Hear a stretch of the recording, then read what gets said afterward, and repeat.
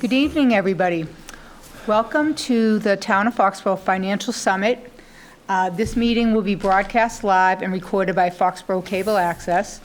So tonight it's a collaboration. We have the advisory committee here, the school committee, obviously Paige Duncan, our town manager, and Marie Almodovar. Am I pronouncing that right? I never say your last name. No, you got That's it right. why. You got it right.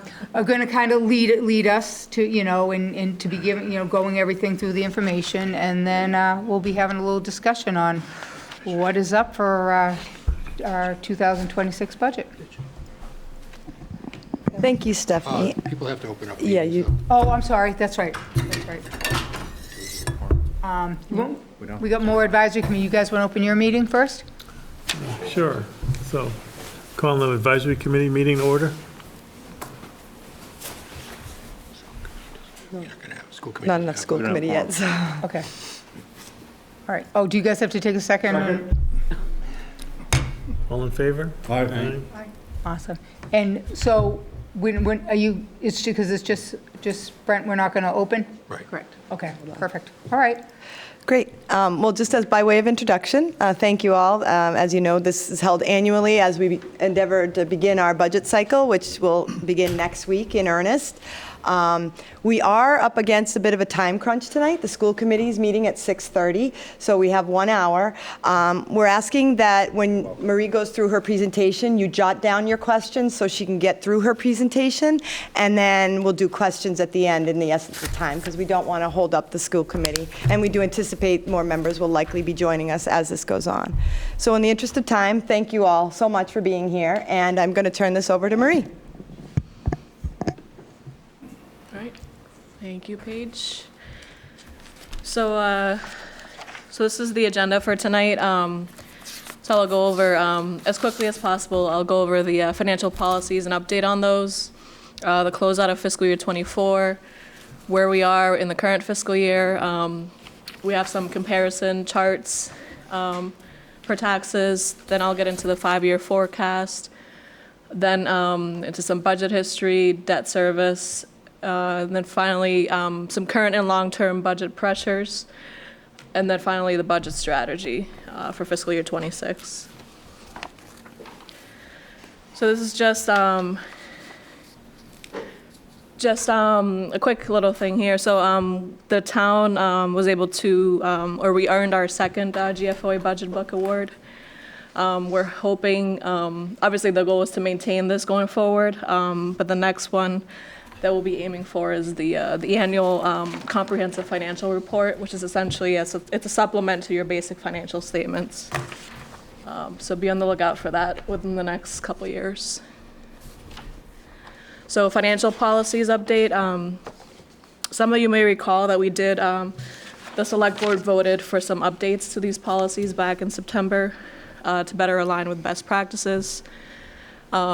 So here I have, the unassigned fund balance, the target is no less than 5% with a goal of 5 to 10% of the general fund operating budget.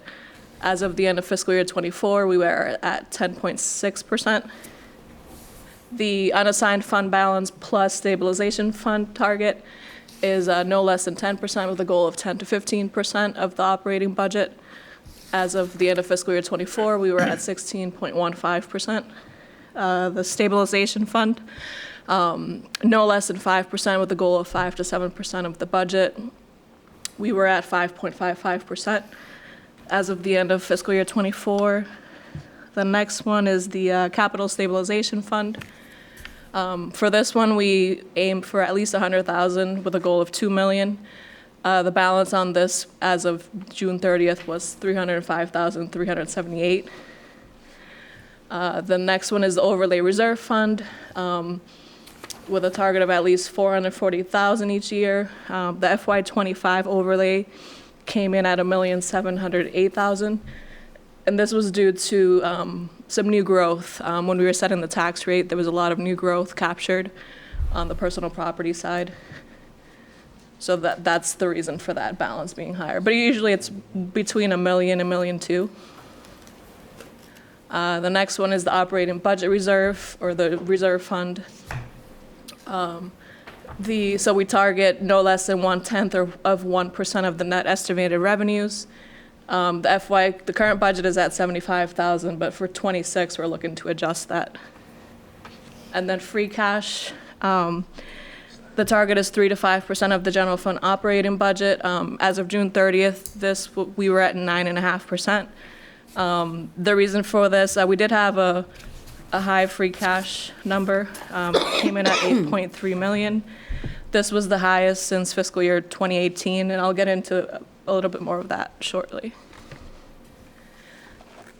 Fiscal year 24, so we'll get into the revenue collections.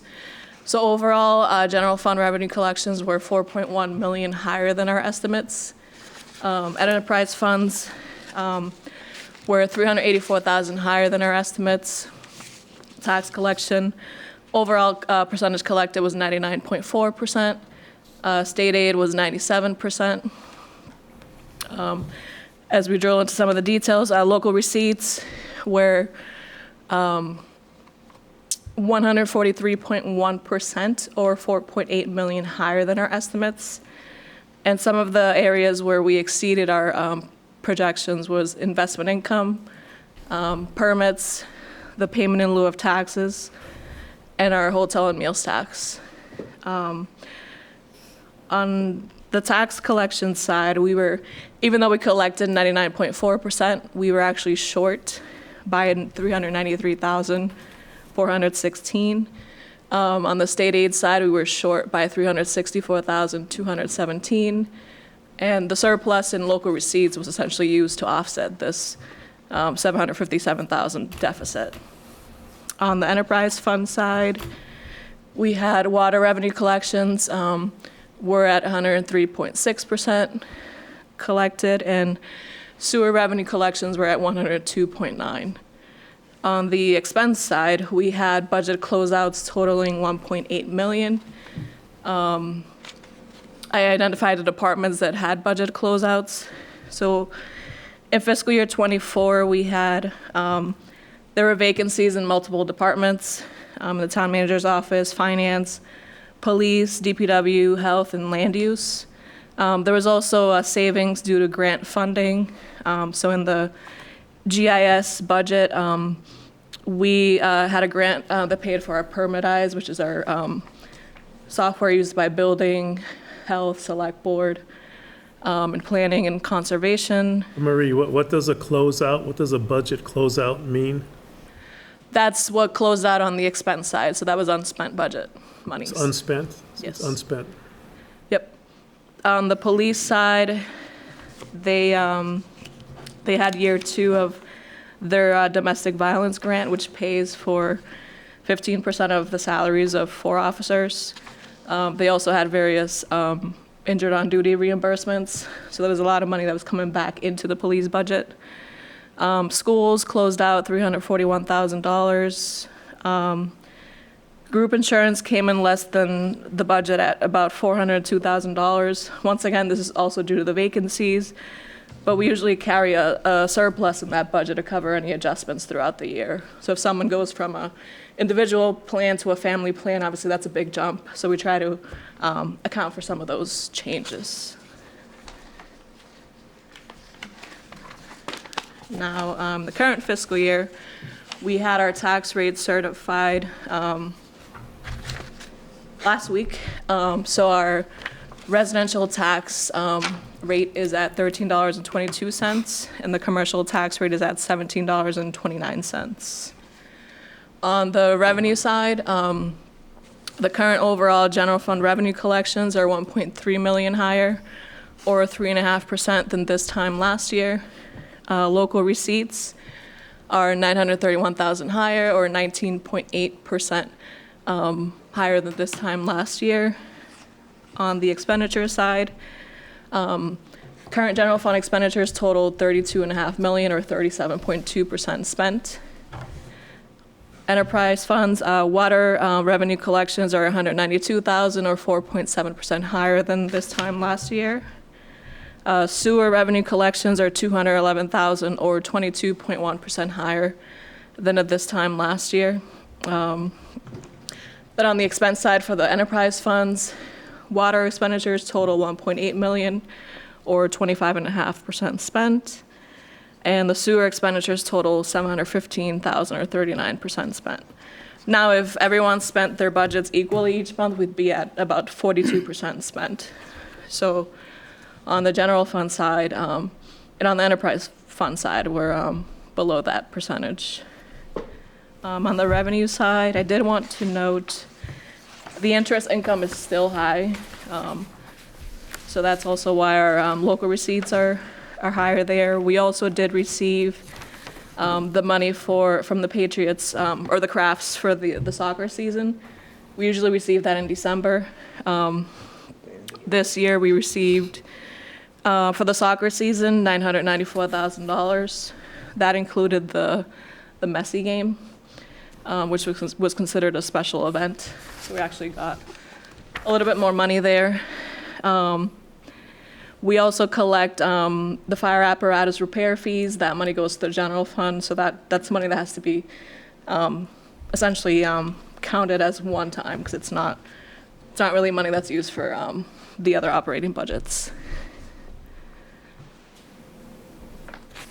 This here is just a chart showing the tax rates for the last 3 fiscal years for Foxborough and all of the surrounding communities.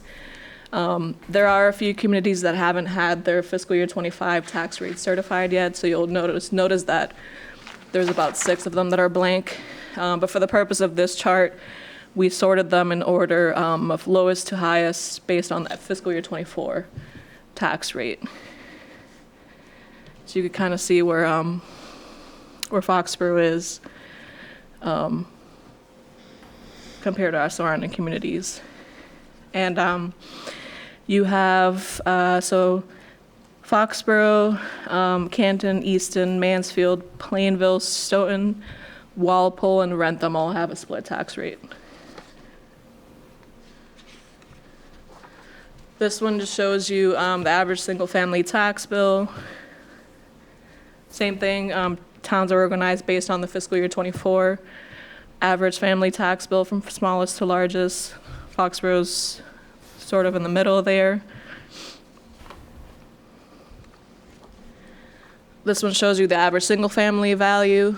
Foxborough, once again, sorted by the fiscal year 24 numbers, smallest to largest. Foxborough values are on the lower end compared to our surrounding communities. This here shows you the excess levy capacity. Once again, it's sorted smallest to largest, and if you'll note that 10 of the 12 communities on here, including Foxborough, use up most of their allowable tax levy. So we're not the only ones around here doing that. And Sharon, I mean, you'll see they have, I think it's 3, what says it on there, a little over 3 million in excess levy capacity, and yet they have the highest tax rate out of all the surrounding communities. If they were to use that excess levy capacity, their tax rate would be even higher. So now we get into the 5-year forecast. So the assumptions on the revenue side is that the levy limit will grow by 2.5%, plus an estimated new growth of 800,000. We are including estimated debt exclusions for the DPW facility, the 76 Main Street purchase, and the police locker room expansion. The actual bond sale for that will occur in May or June of next year. But we did receive estimated numbers from our financial advisors. So that $2,755,213 includes the old debt exclusions plus the new ones. State aid is projected to remain flat except for a few increases in Chapter 70, 1.58%, and unrestricted general government aid at 1%. We're projecting that local receipts will grow by 800,000. And on the water and sewer side, the indirect costs, so the reimbursements to the general fund, we're projecting those to grow by 56,313. And something that I did want to note, which I learned recently, I didn't know this before, but apparently when Prop 2.5 was passed, the state had promised that they would fund 100% of school costs, and that the 2.5% limit would be enough to fund the town side.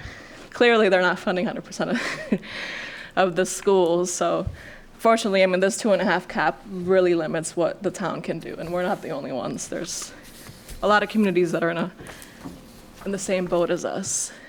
I was chuckling when I heard that the other day. The next assumption is around free cash and overlay surplus. So we're proposing to use $665,000 of free cash. So that's $20,000 less than what we use for the current budget. Overlay surplus, we're looking to use $750,000 or $10,000 more than what we use for the current budget. And the sum of these two is what's used to pay for the principal and the interest for the town hall and the borough projects. On the expense side, so on the operating side, we're assuming that base operation expenses are growing at 3%, including the schools. Debt service, as I mentioned earlier, because of the new debt exclusions, that number, we're showing an increase of 27.5% for the debt service. As I mentioned, that bond sale will occur in May and June of next year. We're using the reserve fund is projected to grow at 0.1% of the net general fund revenue. On the fixed cost side, we've been told to budget 12% for our health insurance, which is very, very high. We've been told that our claims are high, so they're recommending that we budget conservatively here. Medicare, we're projecting that to grow at 2%. The pension assessment for '26 is a $6.7 million or a 4.4% increase. And we've actually been paying very close attention to that because the schedule that was put out by the county shows a $1.05 million increase for '27, which is huge for 1 year. Property and liability, once again, we were told here to budget 10%. Workers' comp, same thing, 10%. Claims are high in that area as well. The Southeastern Regional Assessment, we use an average, which is 7.5%. For OPEB, we're keeping the same funding schedule there, which is the $1,064,069. And then on the state assessment side, we're projecting that those will increase by 3.25%. This year is just a summary, the five-year forecast on the revenue side. You'll see under the fiscal year '26 column, there's a 4.12% growth there. That number is a little bit misleading because it does include the $1.5 million for the new debt exclusions, and that revenue can only be used to pay for that debt service. That's not money that we could use towards the operating budget. So when you deduct the debt exclusion, our revenue growth for '26 is actually at 2.96%, which is more in line with what we've been seeing. These are the expenditures. As I mentioned earlier, we're projecting through the 5 years, we're projecting that these will increase by 3%. And obviously the fixed costs grow at much larger rates than 3%. The other funds, so on this slide, the annual percentage growth, so on the second to last row there, you'll see the expense side growth. And at the very bottom, you'll see the cumulative deficits throughout the years. Now, it is normal to see deficits in a 5-year projection. Obviously, these numbers get adjusted as you're going through those individual budgets. So it is normal to see those, but I do want to stress the fact, obviously, the Prop 2.5 is putting a huge strain on the budget. Our revenues haven't typically exceeded 3%. So I don't anticipate that we'll see on the expense side growth more than the 3%. This here is just a budget history for fiscal 16 to 25. Overall, so the overall 25 budget, municipal departments make up about 25% of that budget. Schools are at 49%. Fixed costs for both town and school are at 22% of the budget, and debt service makes up 4% of our current budget. This here is just showing how our current budget compares to the surrounding communities. So Foxborough has the 5th lowest fiscal year 25 budget. And then we also have the 4th lowest dollar increase from fiscal year 24 to fiscal year 25. On this one, we have the 2nd lowest percentage increase from 24 to 25, and the 3rd lowest average increase from fiscal years 22 to 25. So this shows that, I mean, the Foxborough budgets have remained pretty stable. They haven't been growing out of control. So I just wanted to show you a visual just to see where we compare to our surrounding communities. This slide here shows you free cash and stabilization balances for us and the surrounding communities. You'll see these are the fiscal year 24 numbers. So you'll see that we had a free cash of 8.3 million and our stabilization fund was at 4.8 million. So we had the third highest free cash. And then it looks like it's sorted by just the free cash here. But just another visual just so you could see where we stand with the other communities. This here shows our outstanding debt. So the table on the left was our debt as of the end of June of 2024. This does not include the new debt. Those numbers will be reflected in the June 30th, 2025 outstanding balances. The debt service schedule on the right does include projected numbers for the DPW facility, the 76 Main Street and locker room. You could see those. It's the very last 3 projects under the general obligation bonds. And I did want to note, at the end of fiscal year 25, we did have almost $600,000 of worth of debt exclusions that fell off. And that was for the Ahern and the public safety building.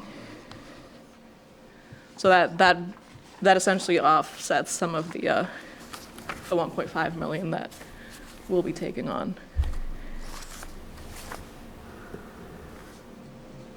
Debt service. So of that June 30th balance, 7.9 million is belongs to the town buildings, 14.9 million schools, 31.6 million belongs to the water enterprise. A small balance of 9,000 belongs to the sewer fund, and then 270,000 is for the septic betterment program. And on the right side is just another visual just to show how our debt is classified. Here's another visual just to show where we compare to our other communities in terms of debt. We, as of fiscal year 24, we had the 4th lowest dollar amount in outstanding debt.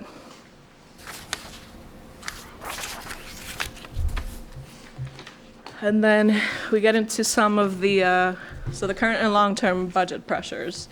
So as I mentioned earlier, I mean, our fixed costs, we're expected to see big increases there. So 12% on the health insurance, property liability, and workers' comp, 10%. The pension costs continue to rise.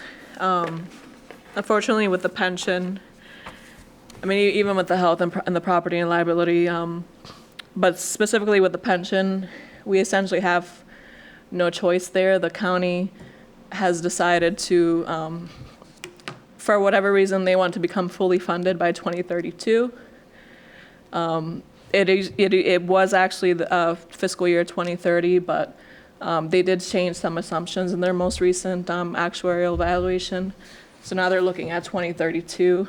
PARAC actually gives the pension systems until 2035 to become fully funded, but Norfolk County specifically is looking or targeting that 2032 fiscal year.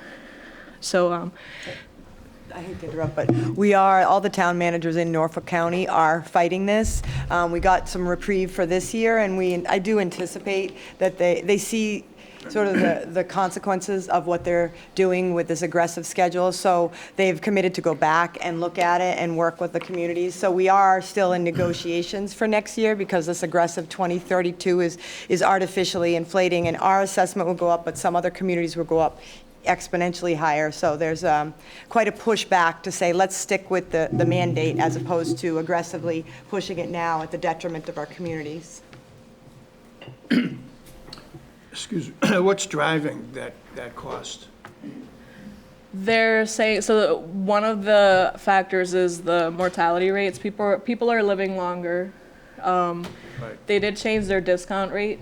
I believe they're using 7.5% now, if I'm not mistaken. There were a couple other assumptions that they changed, but they're trying to do it all. When we initially got the funding schedule, our assessment was going from 6 million to 11 million.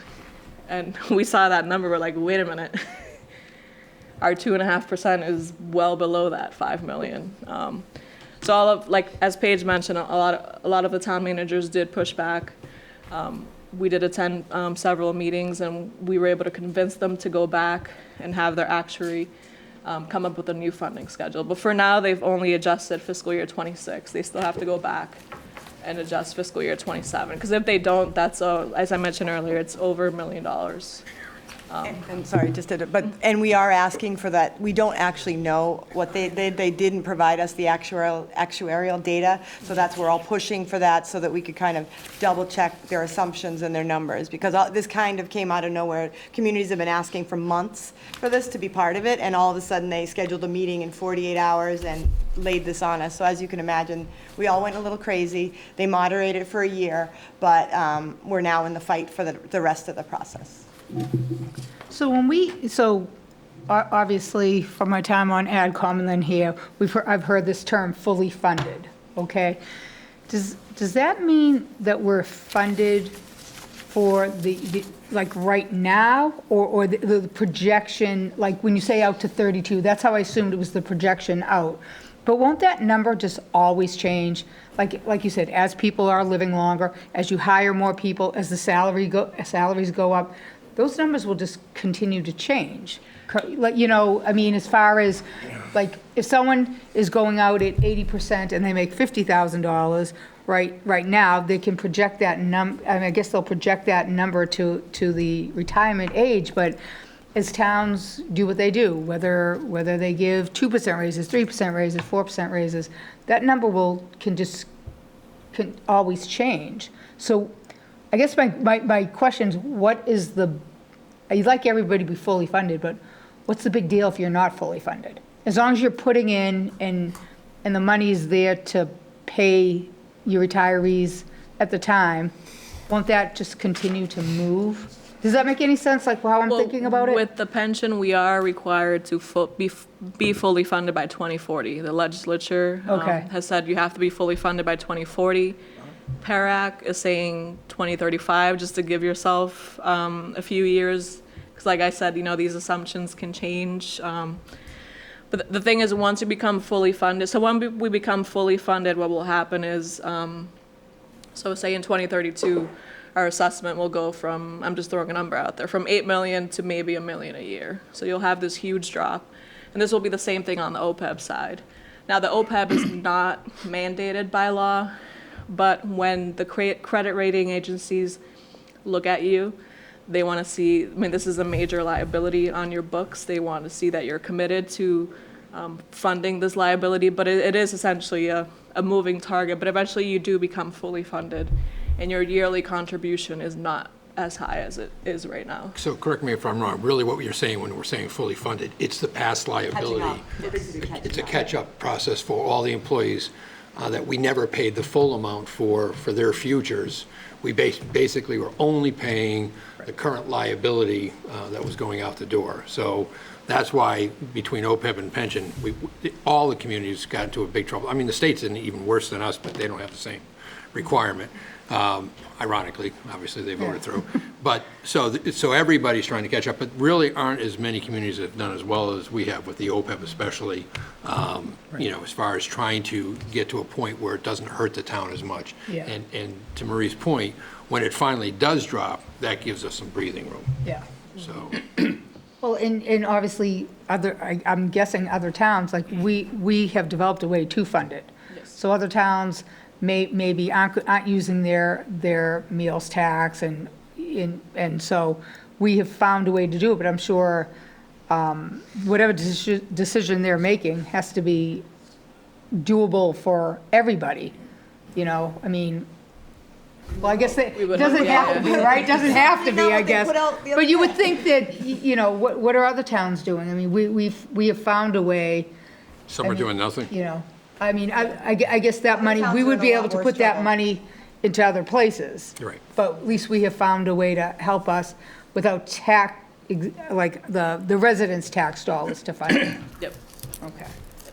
You know, when you look at these numbers year over year, and you look at the trends, mortality rate, the average expense rate, the discount rate, life expectancy, I'm wondering why it didn't happen sooner, because the trends are very obvious, and ultimately, the shoe is going to drop, and it's dropping right now. Yep. In terms of, Yeah, know- they were heavily critiqued by S&P, which is one of the credit rating agencies. I mean, when we last had our bond sale, which was for one of our water infrastructure improvements, one of the comments was that the S&P didn't agree with the discount rate that the county was using. Right. Essentially, I mean, they were trying to fix all of that in 1 year, which is, you can't do that. But we're hoping that they'll back off from at least the 2032 funding date and just push the schedule out to 2035 to give all of us, you know, some breathing room and allow us to meet that obligation. So we'll see what happens there.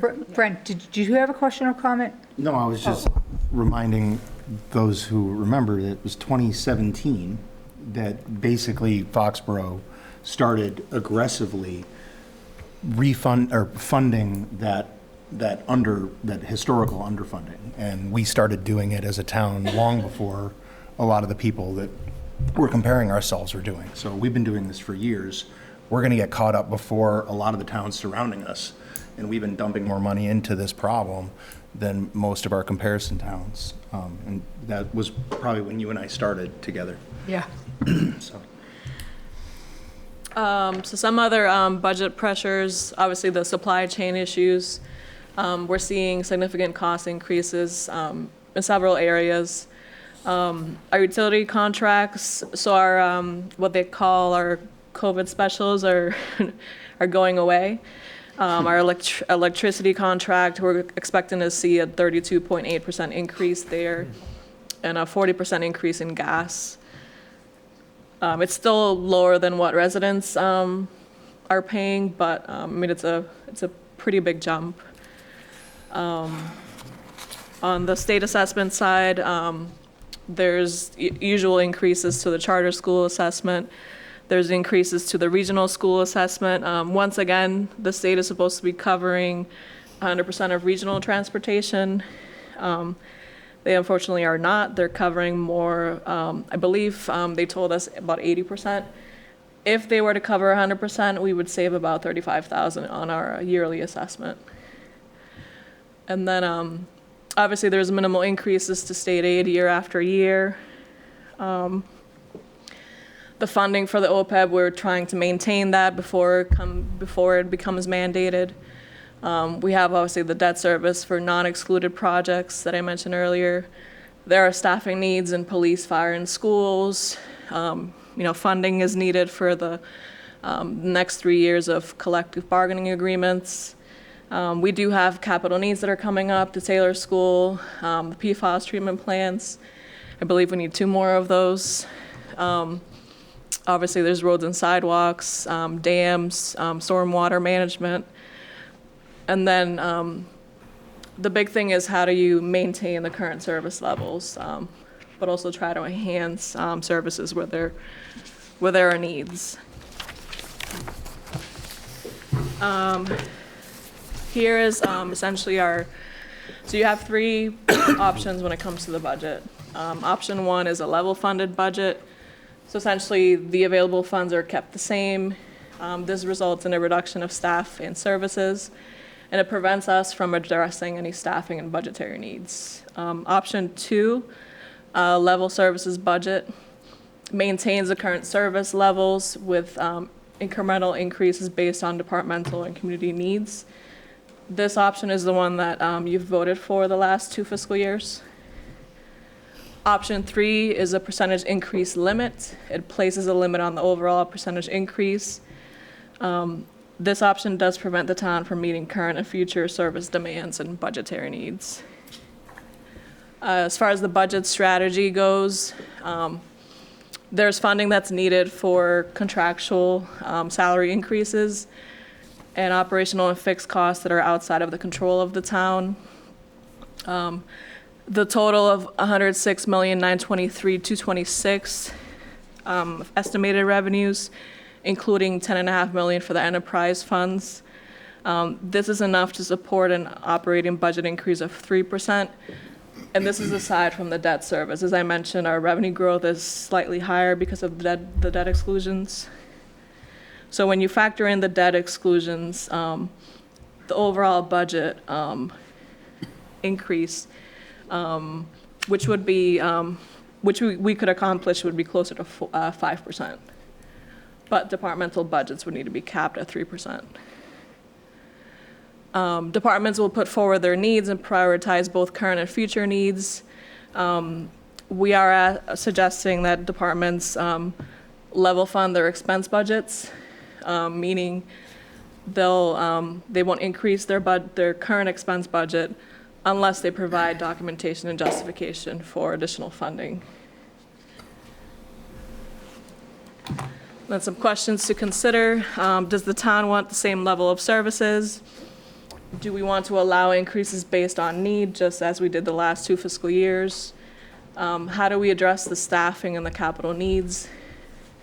Does the town wish to shift more of the tax burden to the commercial and industrial and personal property classes? Does the town wish to explore other new revenue options, or approve new developments to increase the tax base? And then finally, will the town consider a future override to address some of these budget shortfalls? And then I have a final slide just showing over the last 10 years, throughout the Commonwealth, these are the results of all of the override votes. So as you'll see, in fiscal years 24 and 25, in 24 you had 16 overrides that were approved, and in 25 you had 28. So throughout the Commonwealth, we're seeing a number of overrides get approved. We're seeing a lot of layoffs. And some of them are happening in some of the surrounding communities. Now, Foxborough has never passed an override. I looked back, and the last one that was considered was in 1997 to reopen the elementary school. That obviously got voted down. Prior to that, there were a few others in the early 90s, but all of them failed. And when you compare Foxborough to the 15 surrounding communities, we're one of 3 communities that have not passed an override. The other 2 are, let me see. Stoughton. I think I had Stoughton. I believe Norton was one of them.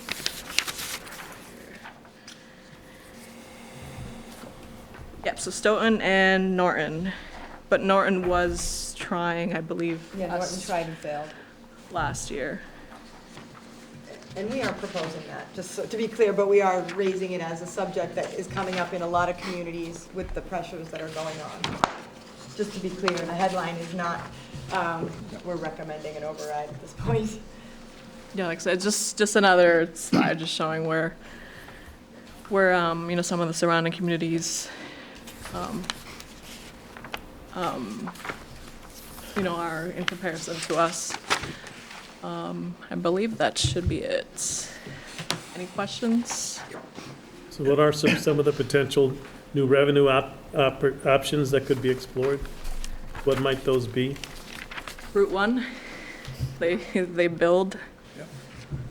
So we already do. I mean, there's really not a whole lot the town could be doing beyond what we did. We did the favorable zoning. We are working on a regional sewer study using Congressman Auchincloss's money to study that. So we are doing what we can on our side.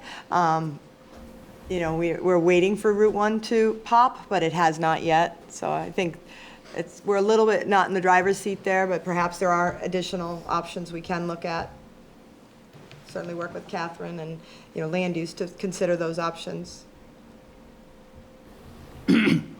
What percent of the overall budget is labor? Labor is about, I believe the trend showed 55%. Okay. Not as high as I thought it would be. I thought that number might be higher, too. I've always been told that the salaries drive the budget, so I thought it would be higher than that. Your fixed costs, though, are pretty high as far as percentage-wise, so. That includes benefits? No, that's just strictly Okay. salaries. Add another We include benefits 20%. more, Yeah. it's closer to 80%. Yeah, okay. The labor contracts that are currently being negotiated up for renewal, does that include teachers? Yes. And the schools work directly on those contracts. We have 5 that are up this year. And then there's 7. We have 7 on the our town side. Marie, I have a question on the collections.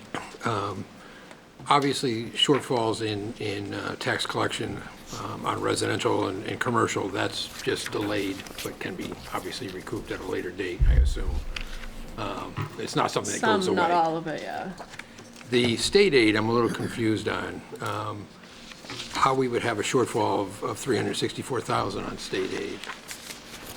Is that from a projection on our side, or from what they said they were going to give us but didn't give us? So when we set the tax rate, the state requires you to use the number that's on the cherry sheet. Right?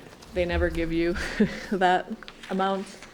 In our case, what happened last year was the charter school calculation was redone and resulted in essentially less money coming back, or a lesser reimbursement for the charter school. And that's yet another calculation that we have no control over. But the state, if you look at the historical trend of state aid, you never get 100% of what's on the cherry sheet. They always find a way to not give you 100%. Marie, how did we end up with over 100% for water and sewer revenue collections? Are those projections that were above? Yeah, that was just revenue that was above the projections. So when you set the tax rate for the enterprise funds, revenues are supposed to equal expenses. So we get a projection from the water department. That's what we load into the recap sheet. But their actual revenues were much higher than that, which is good for them because they were actually in trouble. My question's around free cash. I think last year, if I recall, we had like, 6 million. You correct me when I'm stating numbers wrong. We have like 6 million. Today, you're saying 9.5%, which, I don't know, you're not giving a number there. I assume it's 8 million, 9 million, something like that. But 6% over the policy guide. It looks like you're gonna spend 2 million of it, some of it on debt service, some on, there was another page here, you said you're gonna spend 600,000 on one, free cash on something, and $1.3 million in debt service on another one. What's the overall thinking there? Like, looks like we're well over our policy goals. We're spending partial, and we had fairly good growth last year. basically probably because of conservative estimates in the budget. But what's just generally the thinking when, it's a good amount of money there? So I understand what the goal is. I see the policy, but I don't know whether there's another goal of building up some cash for some sort of spend coming and that type of thing, et cetera, whatever. Yeah, so with the free cash, we did have, it's the highest since fiscal year 18. And what happened in 24 is you had, there was the Walnut Street project, Hobby Lobby, which generated building permits of $700,000. Those are one-time permits. You had the apparatus repair fees at $336,000. Once again, that's money that has to get segregated. We include 6 concerts in our projections. And we had, I believe, I don't know off the top of my head how many concerts there actually were in fiscal year 24. But you also had the Army-Navy game. So there was a balance of $788,000 that was above our 6 concerts that were projected. You also had investment earnings that were at $1.2 million. More against the back and forth. The policy goal is like 5%, and 5% is, I don't know, what is it? It's 3 to 5% of the operating $5 budget. million or $4 million or something, and you're at 9. So you have 3 or 4 million there. I'm just trying to understand what your thinking is on it. It seems we're touching some of it, we're not bringing it within the range that's there, and I'm not telling you to spend it, I'm just asking, like, generally, what are you thinking about it? Well, with the free cash, we historically use it to fund our capital budget. So our CIP, obviously we will continue. So right now, the only planned use is to use $665,000 for the budget. Once we receive the department's request for capital, we'll fund the majority of that using free cash. We also have the Taylor School coming up. So one of our policies is around the capital stabilization fund. So when you have a major project that's coming up, it's a good idea to start building up these stabilization funds to pay for some of the initial costs. So you see moving free cash into the stabilization fund? Yep.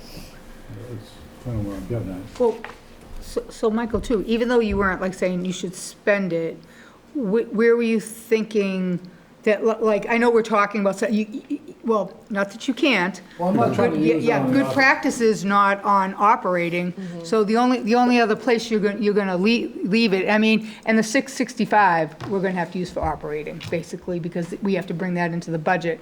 But even though that number is going up, it seems really high. We've seen, I did CIP one year, I'm sure some of you guys have, I know, have said on CIP, that can range from 2 million to 5 or 6 million. So that number could go boom. I'm not arguing for the operating budget, I'm just trying to understand, like, there's a good chunk of change. If that's the thought, that we have big capital spend coming, and we're trying to build it towards that, it's kind of it's almost an exception to the policy, if you will, right? Because you're going to override it for the intent purpose of laying it aside.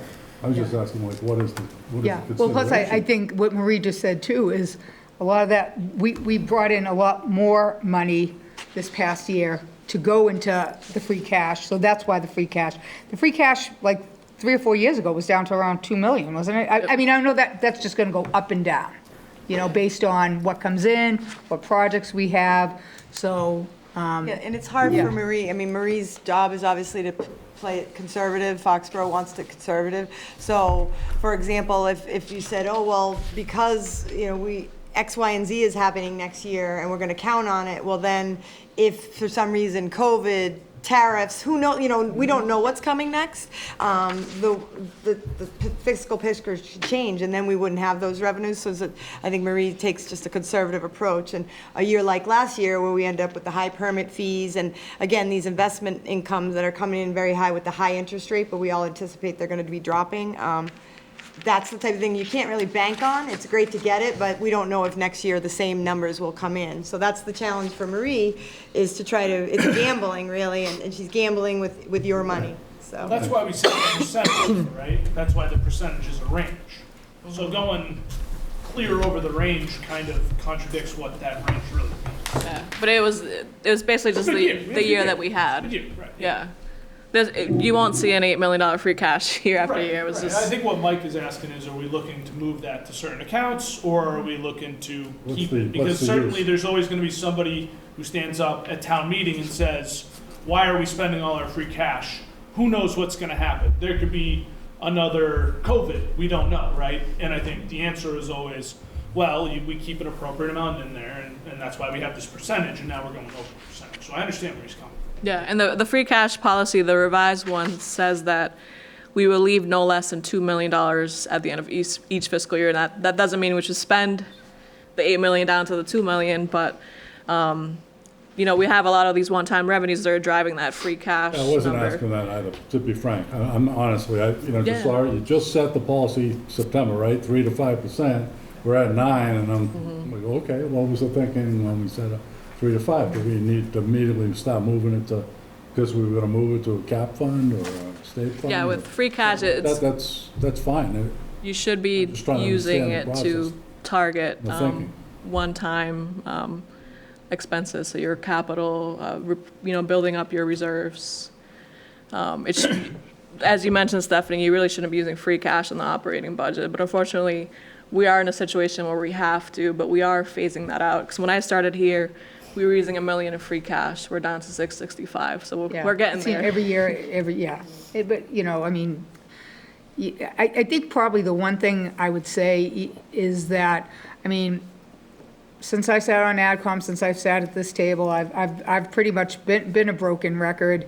When these contract negotiations come up and we talk about, what we're gonna advise Paige, whoever the town manager was at the time, where we'd like to be for a percentage. It's never a lack of respect for our town employees. We have fabulous employees, but I've always looked at it that the problem is most people don't get the same raises that we give town employees. So those are the people who live in town that have to fund this. So I think one time when I was on AdCom, someone looked in at the time, like say we were given 4% raises. The average, was 2.68. So most people, may not be getting that. And I guess my point is, we would love to compensate. We're all watching these, for now it's the schools, towns that are striking. And, listen, I don't know what their budgets are, of these towns, but, if we had at the end of the rainbow, there was this pot of gold, and we could pay everybody what we wanted to, then that would be great. But the reality is, never say never, but I'm glad that you gave the years and whatever, because I've always been told there will never be an override in this town. And you should never say never, but the history has shown us that it's not going to get voted on, which means we have to find a way to stay at a good number, compensate our employees, but, give good services, level services, and, but the pot of money is there. And if we, we can't just keep upping the taxes for the residents to compensate when they're not getting a lot of these same, that's just how I think municipalities work. Every town, you don't, if you don't do that, then they're gonna jump to another town that's doing it, but, I think everybody sitting in this room, everybody that's helped to make these decisions is trying to do the best we can. And, you bringing us the best information so we can make that decision is all we can do. It's not about not wanting to compensate or better contracts for our, union people. If we could do it, we'd do it, but you can't bleed the people who are putting the money into the pot to pay these people.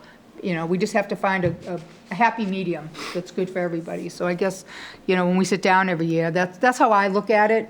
I'd love to say, okay, let's give everybody 6% raise. But the problem is the people who pay the tax dollars, most of them don't get, heavy raises like that. So you're putting the burden on them, and it's never about not having respect or appreciation for people who work for town, because we have fabulous people that work here. So I think we'll all come together and we'll come up with with your guidance as well, come up with what's doable for us.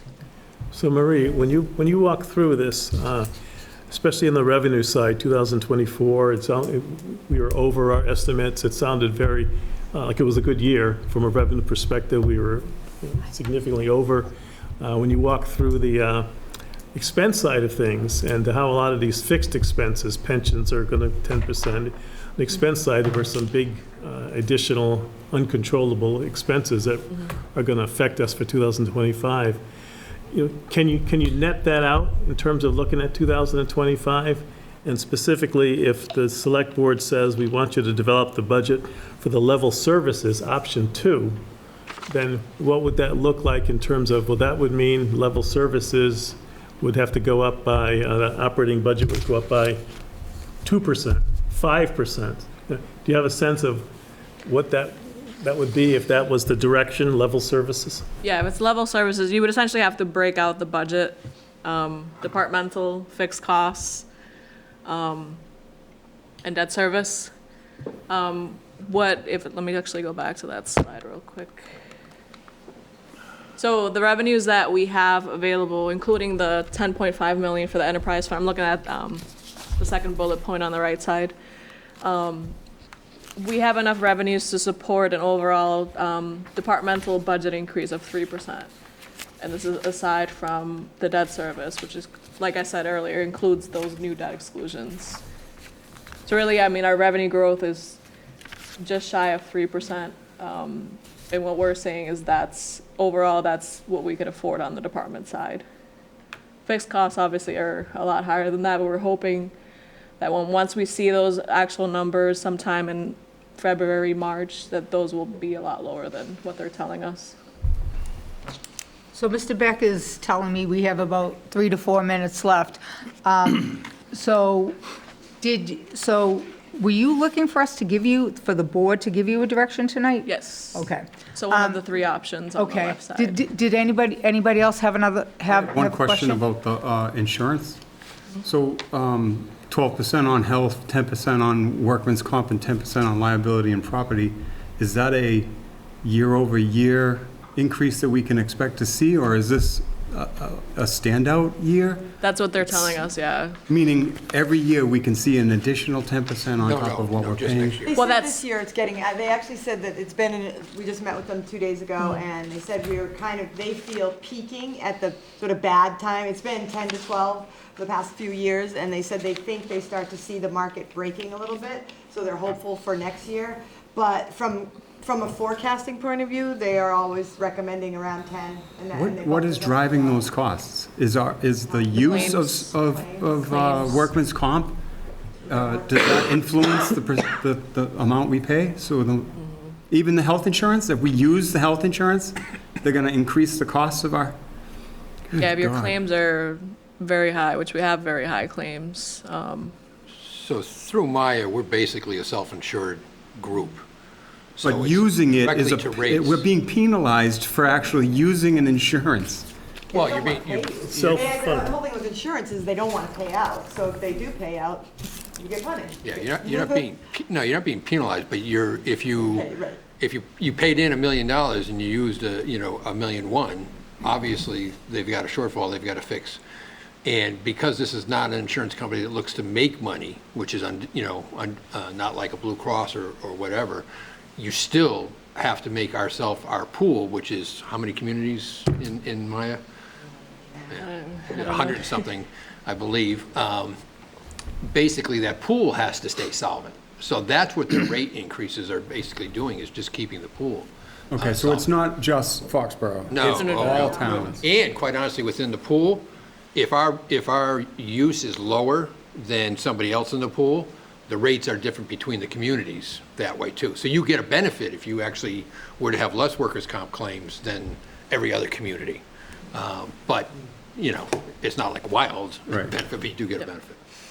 And just so you know, we did look into it, and we haven't been out to market on insurance costs, so we are looking, just so you know, since 2010, I don't believe, from our records, we haven't been, so we are looking at other options. We're not committing to anything, but we certainly want to explore the market right now to make sure that we're getting the best for the town, so. Yeah, and the only problem with that, quite honestly, or not problem, but it's not as simple as just saying we find a better program, because we have to go to every single union and bring them together in a process too, which we've done in the Probably why we past. haven't and changed it since We've been successful 2010. at too, but it takes time, so. Glutton for punishment, I guess. But they did say we might be in a good position, it might be worthwhile, because we haven't gone to market in so long. They said that communities that go to market and haven't, they tend to see a better return. So we'll see, we're researching that right now, and we are with unions, so it's kind of a good time, but, you know, I'm not sure we will make a move, but it was certainly exploring our options to ensure we're getting the best for the town. So I think we are out of time, so I think we are looking for direction from the board on guidance for the departments and their budgets. I'll move option 2, level service budget. Second. Yep. Any other discussion? Dennis, you have any other thoughts? I prefer option 3, frankly. Oh, well, but option 2, we were going to give with option 2, we were going to give the 3% too, right? Based on the available revenues. Is option 3, like if we said to you, we want to give you 2.5%, is that why it says percentage? Yeah, if option we 3 want would to go lower? be, say, even if our revenue growth was 6%, but you still wanted to cap the budgets at 2%, that's what option 3 would be. Yeah. Option 2 gives you level services, but what we're saying is the revenues can only support a 3% increase, so Yeah, that's essentially. so it would be 3. recommending that. Did you have a different idea? Did you want lower than 3? Or, Well, I think it's early to really determine how big the shortfall is going to be, or if there is going to be a shortfall for this year, because that's your starting point. And then, like was said, 80% of the budget is labor. Only 20% is, non-labor. So that's about 17.5 million. So I think we just need to look at both separately in terms of, there may be a different target, as we go forward, if we want to really slow the growth going forward. The labor expense is what is most concerning. I know, and if we could know the numbers, how they're going to start to pan out as we go on and know that here, but your departments need to know. Obviously, they're going to be starting. Yeah, If they haven't already, I'm sure they have started, but, You yeah. have to submit budgets to us by December 11th, so we need some That's what I guidance. thought. That budget book is usually coming out that first week in January, right, to look at. So Marie's comfortable with the 3% Yeah. on the expense side. She's accounted for the other issues that you've mentioned, Dennis. I've accounted for the fixed cost increases, the debt service and all of that. And what I'm saying is 3% is what we can afford. So that'd be total of 3%. Just departmental, so you have to break out the budget in 3 Yeah. segments. So departmental budgets, Yeah. fixed costs, and debt service. What I'm saying is Okay. 3% for the And department. it's really on Debt expense side. service is and what it's on debt ex- service is, there's no. Yeah. And when we talk departments, we're talking expense, because we still have the whole negotiations on the salary side, but we're talking expense side. I think Well, maybe it's a that's combination. Right, it where, is, but- yeah. Both. I think that's where you were going too, But we're not right? Maybe guaranteeing is 3%. that we want to make sure we're staying somewhat lean so as the negotiations are going on, then you kind of know where we'd like you to be. Am I wording that the way you're thinking, Dennis, or no? We're going to discuss that Tuesday night, the specific Okay. union discussion. This is Okay. more as a whole. Okay, Because we're not committing to 3%, to the union, this is Yeah. a 3% as a whole. Yeah. So it's the whole picture. and that's what we've given you the last couple Well, of the years. 3% too. would have to cover lanes and step increases that are going to happen no matter if there's a COLA or not. So you're chewing into that 3%, so you're not giving a 3% increase if you think that's what you're going to survive with. That's not going to. Yeah, that won't be, okay. That's not going to happen. Okay. And the excluded debt, how does that play into this year? That expense? Should be slightly reducing. What was that? The excluded should be reduced each year, so. Yep. Yeah, the It's already debt, on her schedule, so that she's covering I'm that. talking about the 100%. new excluded the new, debt. we'll have those actual numbers. Right now, we're carrying estimated numbers, which were prepared by our financial advisors. The new debt is excluded debt, so the additional tax revenue that was generated is specifically for that debt. It's totally separate. So it's separate. Okay, We so, got a so we motion have a and a motion and a second. And a second. Okay, any other discussion? All those in favor on Bill's motion? All those opposed? Okay, all right, perfect. All right. Thank you, everybody. Thanks for coming. Thanks for helping.